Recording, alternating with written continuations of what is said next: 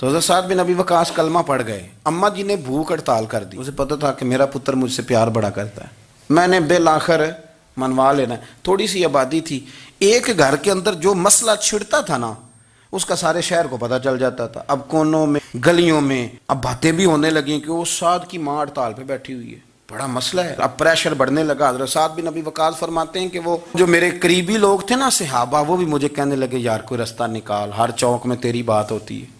کہتے ہیں میں گھر جاتا تو گھر والے، بہن، بھائی، بچے، باپ سارے کہتے یار تیری ماں مر جائے گی۔ حضرت سعد بن ابی وقاص کی ماں نے 3 دن تک روٹی نہیں کھائی، پانی نہیں پیا، بے ہوش ہو گئی۔ اب جب بے ہوش ہوئی تو شور پڑا، سارا محلہ جمع ہو گیا، اب سارے لوگ کھڑے اور بچہ وہ ہے جو ماں کی بڑی ماننے والا ہے۔ اماں کے اوپر لوگوں نے پانی شانی ڈالا، ہوش آئی تو حضرت سعد بن ابی وقاص قریب آئے، کہنے لگے اماں ایک بات کرنی ہے۔ اماں بھی بڑی مشکل سے اٹھ کے بیٹھ گئی کہ پتر ماننے لگا میرا۔ لوگ بھی کھڑے ہو گئے، مسکراہٹ بھی ہونے لگی کہ لو نہ کوئی بات ہونے لگی۔ ماں کہتی ہے کلمہ چھوڑ دے پھر مانوں گی۔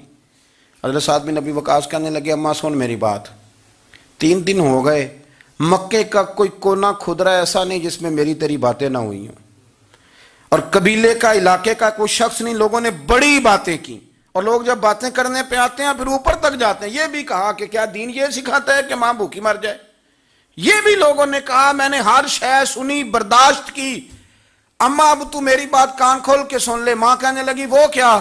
تو حضرت سعد کہنے لگے پیدا مجھے تو نے کیا ہے، 9 ماہ تیرے پیٹ میں رہا ہوں، روٹی تیرے ہاتھ سے کھائی ہے، تجھ سے زیادہ بہتر مجھے کوئی نہیں جانتا۔ ماں سن تیری کتنی جانیں؟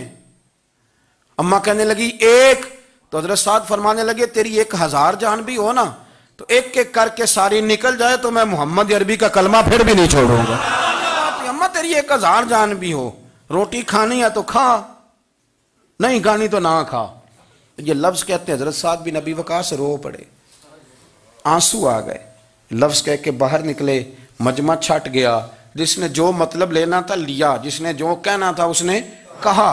حضرت سعد چلے گئے، شام کو گھر آئے تو اماں روٹی کھا رہی تھی، تو حضرت سعد فرماتے ہیں کہ محلے کی بیویاں کہنے لگی روٹی کیوں کھا رہی ہو؟ تو ماں رو پڑی، کہنے لگی پتر میرا ہے، میں نے پیدا کیا ہے، میرے پتر نے کبھی ضد نہیں کی، اس کے دل میں کچھ ہے اتر گئی ہے، کوئی ہے، کوئی کچا پکا جذبہ ہوتا تو میں تو 2 آنسو بہاتی تھی تو میرا پتر لوٹ آتا تھا، پر کسی رستے کا مسافر بن گیا ہے، اب کہیں پہنچ گیا ہے اور میں اس کا درد سمجھ گئی ہوں، جہاں گیا ہے اب وہاں سے یہ لوٹ سکتا۔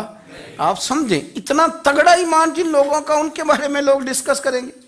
ان کو نا قرآن پاک نے بطور نمونہ بیان کیا ہے۔